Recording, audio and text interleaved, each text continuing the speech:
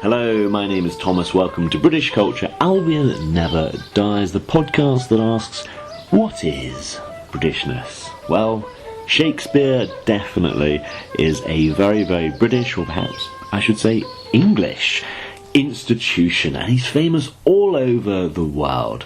Recently, I was very, very unwell. I was lying in bed and naturally I started thinking about my podcast and all the topics I've done, and I realised I've never done a deep dive into Shakespeare or any real focus. I touched on it briefly in an S is for something else episode, but I've never really focused on my own personal experience with Shakespeare, and I should say this is really about what I think. It's my views. I'm not doing a biography, really because there's not that much known about his life. And as I mentioned that I was sick, I must say thank you so much to Simon, to Mike, to Sam, and many others who got in touch with me to wish me well, and particularly Sam, who sent me a get well card. I really, really appreciated that. Of course, you can always find me on social media, especially on Instagram at Fleming Never Dies. But if you don't do social media, you can email me at albionneverdies@gmail.com. Again, thank you so much to those who got in touch with me. As I say, I was lying there thinking about what have I done with my podcast, what have I not done. Shakespeare is very, very British. I lived in China for 6 years, and there, some things that you might assume are well known around the world. Star Wars doesn't really have purchase out there in terms of English-speaking culture. I have done an episode on YouTube of how British is Star Wars. It is a bit British, and it's just not that well known in China because, of course, in the 70s they didn't really show international films like that. 007 even more so. That first came about really in the 50s with the books, the 60s with the films, and at that time China wasn't really open to the world, especially that kind of thing, 007. So it just doesn't have that kind of deep purchase it does in many other parts of the world, in France or Germany or Italy and so on, or even Turkey. But Shakespeare really does. Shakespeare is very well known in China. He's well known even in Saudi Arabia or in Oman. So most countries where I've lived, Shakespeare is very, very well known indeed. Famous, but in English-speaking countries often seen as very inaccessible, which is partly why I wanted to talk about my personal take, to talk about how I personally access it. And of course he was a bit of a personality in the West Midlands. I lived in the West Midlands as a child for a bit, and that's where he was thought to have been brought up. And there was a local rumour, I never really have had much truth to this, there's a local rumour that either he or possibly his father was done for poaching. And that somehow this may have been responsible for Shakespeare kind of moving away to London, and maybe he ran away from a life of petty crime to seek success as a playwright in London. Whether that's true or not, I've never really heard either way. As I say, his own life just isn't very well recorded. What we know are his plays, so here I thought I'd talk about my favourite plays, and I'll start with my favourite. Straight up, my favourite Shakespeare play is Julius Caesar. I love to read this play in particular. I do love that it fronts the action. We all know how Caesar ends, but that's not the ending of the play. It happens, I think, shockingly soon in the play, and I love how the play kind of plays with superstition. I love there's a particular scene where Brutus is considering what can he do about his friend Julius Caesar, and there's a moment where he asks a slave at the beginning of this scene to go and get a light because it's getting dark, of course, and the slave never comes back, and so this scene, when performed, should surely get darker and darker and darker as Brutus's thoughts lead him to a darker and darker place as to what to do with Julius Caesar. I do find that really, really engaging. Of course, Mark Antony's speech is ironic and iconic, friends, Romans, countrymen, and so on. There's only one problem I have with this play.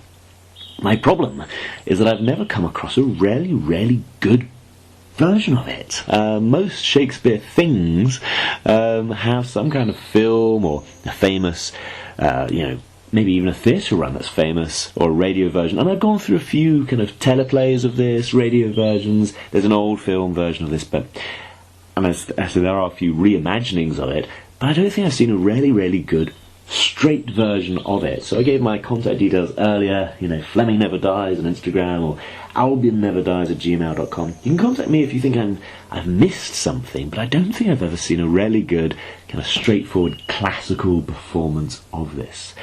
There is a bit of interesting history behind it, so it's thought, some people think that this play kind of reflects the playwright's fear of what would happen when Elizabeth I died. So this play was written in about 1599. Elizabeth I died in 1603, but her health was sufficiently failing that a senior advisor was negotiating with her eventual successor a year before the play was first performed. And of course at this time it's thought that Shakespeare was actually pretty well connected. Maybe he'd have heard some rumour and thought about it, because of course England had gone through the Reformation, had gone through bloody conflict before Elizabeth came to the throne. Of course she gave stability, and perhaps he looked to great leaders of the past such as Caesar and studied his murder and considered what happened afterwards. As I say, the killing of Caesar, I don't think that's a spoiler. The killing of Caesar happens very early in the play, and I find it fascinating. They have Shakespeare as an idea hang over the whole play. And of course that linchpin that helps it is that famous speech by Mark Antony. "Friends, Romans, countrymen, lend me your ears, I come to bury Caesar, not to praise him. The evil that men do lives after them, the good is oft interred with their bones. So let it be with Caesar. The noble Brutus hath told you Caesar was ambitious. If it were so, it was a grievous fault, and grievously hath Caesar answered it. Hear, under leave of Brutus and the rest, for Brutus is an honourable man. So are they all honourable men. Come I to speak in Caesar's funeral. He was my friend, faithful and just to me. But Brutus says he was ambitious, and Brutus is an honourable man. He hath brought many captives home to Rome, whose ransoms did the general coffers fill. Did this in Caesar seem ambitious? When that the poor have cried, Caesar hath wept. Ambition should be made of sterner stuff. Yet Brutus says he was ambitious, and Brutus is an honourable man. You all did see that on the Lupercal I thrice presented him with a kingly crown, and thrice refuse. Was this ambition? Yet Brutus says he was ambitious, and sure he is an honourable man. I speak not to disprove what Brutus spoke, but here I am to speak what I do know. You all did love him once, not without cause. What cause withhold you then to mourn for him? O judgment, thou art fled to brutish beasts, and men have lost their reason. Bear with me, my heart is in a coffin there with Caesar, and I must pause till it come back to me. So there is the famous speech by Mark Antony, rich with irony, as he keeps saying Brutus was an honourable man, putting out the claims of Brutus against Caesar, and presenting evidence that everybody knows to be true of why this is a lie. It is a very, very popular speech, perhaps especially because of those opening line, "Friends, Romans, countrymen, lend me your ears." Has a certain ring to it. That, I would say, is the most famous, but not necessarily my favourite. So I'd say my favourite bit is that even though Caesar is killed pretty early on in the play, we already get a really complex view of him in a very condensed time frame. In just a few scenes we have Julius Caesar, who in private is superstitious, in public he decries such things, a man who makes his own luck. He's steadfast in public, but thoughtful, anxious even, in private again, toing and froing. We also see a kind of an arrogance, perhaps. We also see great qualities, so I think he's a fascinating character, and you can see why this is a test of a really good actor, to show these facets as they are written. My favourite speech would be by Caesar himself, who in private has been vacillating over certain decisions, but in public he is accosted by Metellus Kimber, a famous supporter of his, requesting that Kimber's brother should be pardoned, and Caesar publicly refuses him. And Caesar says, "I could well be moved if I were as you. If I could pray to move, prayers would move me. But I am constant as the northern star, of whose true fixed and resting quality there is no fellow in the firmament. The skies are painted with unnumbered sparks, they are all fire, and every one doth shine, but there's one in all doth hold his place. So in the world, 'tis furnished well with men, and men of flesh, and blood and apprehensive.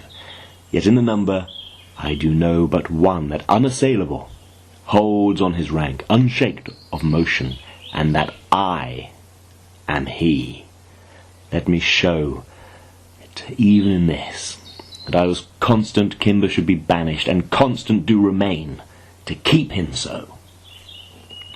That is my favourite speech in Julius Caesar by the title character, and I must admit that's probably said in a more confident voice than the previous one, because this is the one that I've read the most and know the best. And to be honest, if I find myself in some Roman ruins, I find it difficult not to say at least one or two of these lines, especially if I find myself in a Roman theatre. So from one of Shakespeare's histories to another, I feel this podcast would be lacking something if I did not talk about Henry V. With Julius Caesar, there's very few film versions that have ever grabbed me, but with Henry V, take your pick. It seems that every single, great English actor has a version of Henry V, either on the stage or in films. For me, and I feel this is age dependent, for me it's Kenneth Branagh. His 1989 version with Judi Dench as Mistress Quickly, inserting scenes from previous history plays to add context. This is my favourite version. It even has a very young Christian Bale, who plays the child, the only child, right at the end. But this is my favourite version, but of course there have been many, many great versions. Many people love to pick out, say, the touch of Harry in the night, where he disguises himself, hides that he's the king, and goes among the soldiers to talk among them. And people have different focuses on why does he do this. Is he trying to assess the mood? Is he trying to change the mood? For me, the most interesting bit, again, perhaps this goes into the more the Kenneth Branagh focus, because he does add in a few scenes from previous plays. Perhaps this is it, where he focuses on the sins of the father. And of course he's relating to Henry IV, the usurper king, the king who seized the throne from Richard II. And we have the line from Henry V, "Every subject's duty is the king's, but every subject's soul is his own." And there he talks about the sins of the father. Again, if I was to talk about the most famous speech in this play, it would have to be the St. Crispin's Day speech. That's the 25th of October, for those who don't know their saints' days. And that's of course before the Battle of Agincourt in 1415. And that's the line, "We few, we happy few, we band of brothers, for he today that sheds his blood with me shall be my brother. Be he ne'er so vile, this day shall gentle his condition, and gentlemen in England now abed shall think themselves accursed. They were not here, and hold their manhoods cheap, whilst any speaks that fought with us upon St. Crispin's Day." That is probably the most famous speech, unless of course it's the once more into the breach. But for me, it's actually one much earlier in the play, and by a relatively minor character, Exeter, the Duke of, which in the Kenneth Branagh version is played by Brian Blessed, famous for his enormous voice and often playing kings and so on. But here, in this film, the 1989 film, he plays a character with some subtlety, which I really enjoy. He does it understated and very, very well. He speaks to the King of France and brings greetings from His Majesty. He wills you in the name of God Almighty that you divest yourself and lay apart the borrowed glories that, by gift of heaven, by law of nature and of nations, belongs to him and to his heirs, namely, the crown. Exeter has been sent as a message from Henry V to the King of France to demand the kingship of France, and all wide-stretched honours that pertain by custom and by the ordinance of times upon the crown of France, that you may know 'tis no sinister nor no awkward claim picked from the wormholes of long-vanished days, nor from the dust of old oblivion raked. He sends you this most memorable line, in every branch truly demonstrative, willing you overlook this pedigree, and when you find him evenly derived from his most famed of famous ancestors, Edward III, he bids you resign your crown and kingdom, indirectly held from him, the native and true challenger. The King of France asks, or what else follows, and Exeter replies, bloody constraint. For if you hide the crown, even in your hearts, there will he rake for it. Therefore, in fierce tempest he is coming, in thunder and in earthquake like a Jove, that if requiring fail he will compel, and bids you in the bowels of the Lord deliver up the crown, and to take mercy on the poor souls for whom this hungry war opens his vasty jaws, and on your head turning the widow's tears, the orphan's cries, the dead men's bloods, the pining maiden's groans for husbands, fathers, and betrothed lovers that shall be swallowed in this controversy. This is his claim, his threatening, and my message. Unless the Dauphin be in presence here, to whom expressly I bring greeting too. The King of France says, for us we will consider this further. Tomorrow shall you bear our full intent back to our brother England. The Dauphin says, however, I stand for him. What to him from England? And Exeter replies, scorn and defiance, slight regard, contempt. For me, it's the most memorable of the scenes. Just the opening salvo, just of words between the messenger of Henry V and the King of France and the Dauphin. So far I've named two of the famous plays of Shakespeare. He wrote many, and some are better known than others. I'd say Julius Caesar is pretty well known. Henry V, often performed, and sometimes interesting to watch the films made at different times and to see the different vibes. So the 1989 one might be considered almost an anti-war film, whilst of course the one made closer to the Second World War is very much a patriotic film. So you do get very different angles just in the selection and how it's done. But one of the least well-known, and one that I scarcely heard of until I saw the movie with Ralph Fiennes, was Coriolanus. Now the play Coriolanus I don't think I've ever seen performed. For me, I just know the movie with Ralph Fiennes as a title character. It's got Gerard Butler as the secondary character, and watching it there was one lady who was just phenomenal, and I couldn't think who she was. It was Vanessa Redgrave, who plays Coriolanus' mum. She's really, really good.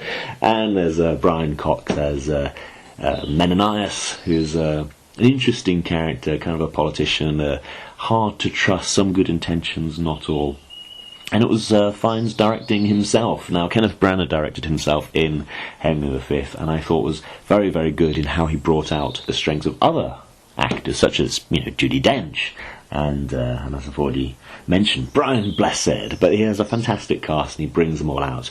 Coriolanus has more of a focus on the title character than Henry V does. In many ways it's kind of a much more simple story, much more focused. It is a character study, because I watched it and thought, well, Ralph Fiennes is really focused on himself, but I read the play and it does much the same thing. It's based on a legend from ancient Rome in the 6th or 5th century BC, and it kind of focuses on warfare and starvation. And it is, I guess, kind of a dark play. The title character has a ferocious temper, but he's also courageous. He's noble, but he has his very significant flaws. So again, it's a great character study, and Ralph Fiennes' movie takes it right up to the modern day.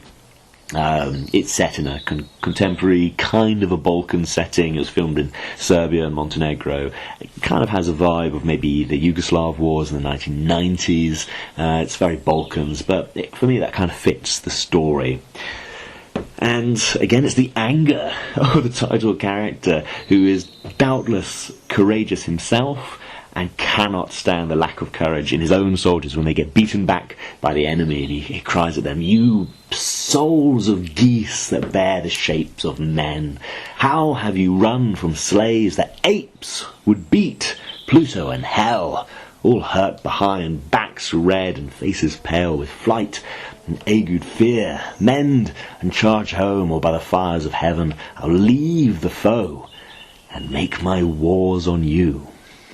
He has a terror to his own men, but his own courage is undoubted, and his body is covered, as one character states, with 27 wounds, and every gash was an enemy's grave. Ferocious, but he could be very misguided. So again, I find this fascinating, the great strengths and the great terrors. But again, so far, Julius Caesar, straightforward history, Henry V, history and, dare I say, some propaganda, and Coriolanus, which is a myth really. But one play I particularly like, and I've seen it performed many, many times, even amateurs I think have made this a fantastic play. I've seen brilliant amateur versions of this, better than some professionals, is The Tempest.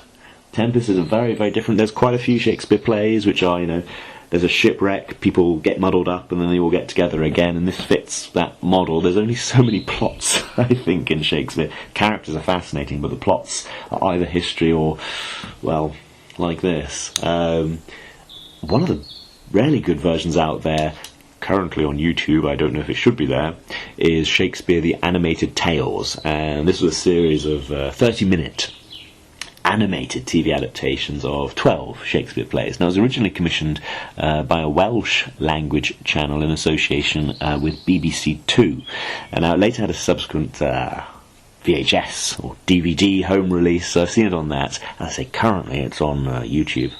But the episodes are actually animated in Moscow and have a very, very distinctive kind of Russian artistic style, and each version is in a very, very different style. So The Tempest is one, it's stop motion, and I think that's my favourite version. It's perhaps unusual. I'd say there's quite a few radio adaptations that I've enjoyed, because of course Shakespeare's often all about the language, and there are I feel a few films of this, but no, for me that 30-minute animated version is the one that really grabs me. And my favourite bit is, it's lent its name to a novel, is where Miranda, the daughter of the sorcerer, Prospero, the daughter says, "Oh wonder, how many goodly creatures are there here, how beauteous mankind is, oh brave new world, that has such people in it." And her father says, "'Tis new to thee." Of course, all these new people that she's come across are complete reprobates, or a bit pathetic, especially compared to the mysterious Ariel and Caliban on the island. But the people she comes across are new to her and wonderful to her, because she lives on this very, very remote island and simply hasn't come across so many humans before. So it prompts her to say, "Oh, brave new world." She's filled with wonder. And her more cynical father's, "'Tis new to thee." Now, I find that fascinating. The innocent and the perhaps jaded, let's say wise. They do say a male actor gets older and older and older until there's just no competition left to play Prospero. Anyway, that is perhaps one of my more go-tos. If I see a version of that, I'm always tempted to see a new version of that. One version one Shakespeare play, the final one, that I'd list among my top 5, so it is number 5, is the nasty Scottish one. There's lots of superstition around saying the name of the play, so you know the one I mean. And there's lots and lots and lots of versions, and they're all pretty good. I mean, there's been a recent one with Michael Fassbender in 2015. I haven't seen that one. I might. It's reviewed as fairly average, and apparently I think he's great in most things, but apparently he's a bit alright in this, when he's normally great. And there's been a recent 2021 version with Denzel Washington. It's also been reviewed as underwhelming, but it's one that comes out again and again and again. There is a Japanese one, 1957 Akira Kurosawa one, called Throne of Blood. Akira Kurosawa did quite a few Shakespeare films. I think Ran is his version of King Lear, and of course he transposes the Scottish play to feudal Japan with stylistic elements drawn from no drama. But I feel this is one of the better known plays. I studied this one at school. Lots and lots of people study either this or Romeo and Juliet at school.